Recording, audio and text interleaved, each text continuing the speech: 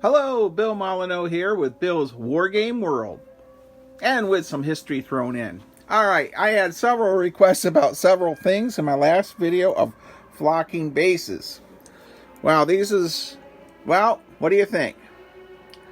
So that's a mixture of 3 different types of flocking mixture. A sand and a beige. So, I have all the palm trees completed. It only took me, I guess, 2 years worth of conventions. There's got to be a wargamer out there that has purchased something at the wargame flea market or a dealer and it's still sitting in your basement or wargame room, still unpainted. So for those of you who want to pick on me, at least I got them done. Alright, I have not finished the Fuzzy Wuzzy bases. I have a lot of things going on in my world. I have my newest board game of Bill Molyneaux board games at Fast Play War Games. And the Zulu game is really coming along. I did the final touches on the setup maps. So the next thing we're going to talk about, I had 4 different people ask me about my burning smoke. And let's be honest, this is really easy to make. I was sort of surprised, and I love helping people. It's much easier to make it than you would think. We're going to go outside. Hopefully the wind won't be too bad.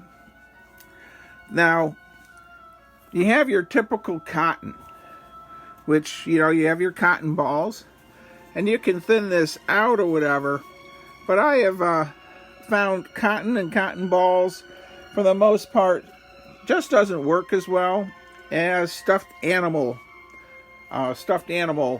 stuffing.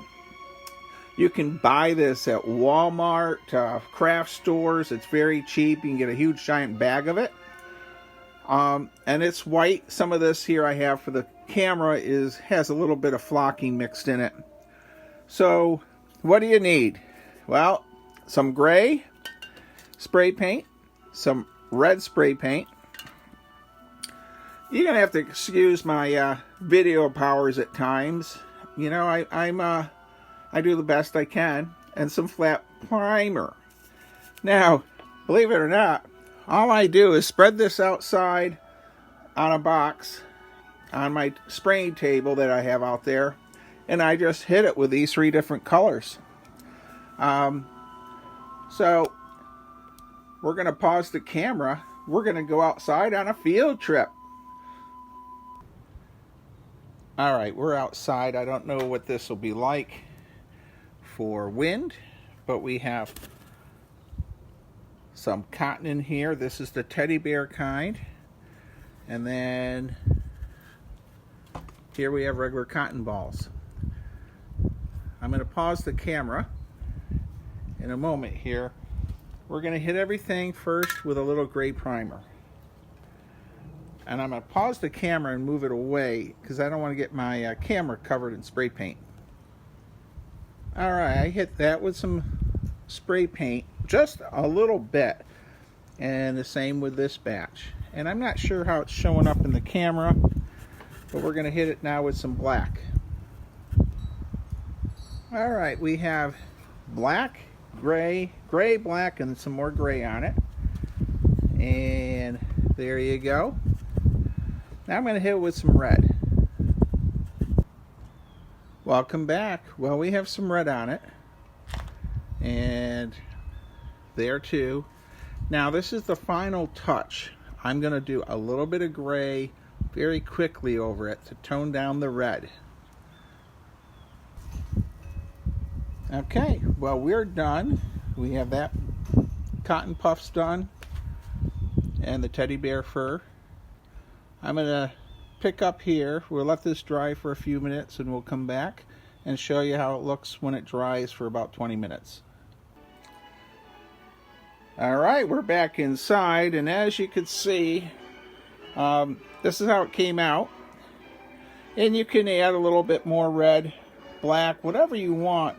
I like to have the white for regular smoke coming out of a burning building or whatever, and then the intermixing of a little bit of red for the fire, but You know, I'm trying to have that smoke look be the main thing. And then I have big bundles. So I just throw it in the box, I shake it up, and I just keep zapping it.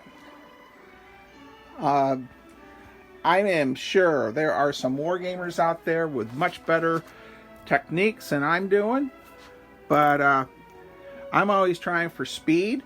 I work a full-time job. I design board war games. I go to historic sites. I even do reenacting. I am cutting back on reenacting. So, I hope you'll indulge me in my board war games. I haven't talked about them in a while, but I'm very excited about my upcoming Kickstarter that's done, but we'll be selling the games after the Kickstarter release, sometime June, July. But it's 12 scenarios of this Anglo-Zulu War of 1879.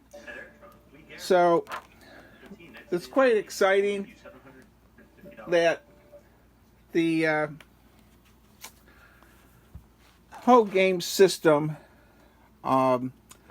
is based on the French Indian War Volumes 1 and 2, Bloody Mohawk, Savage Wilderness. But Dennis Bishop, who passed away, the great game designer, he helped with this along with Peter Schultz. And then it was in, but this is Rourke's Drift. This is a setup sheet. You also have the regular map without the letters. And I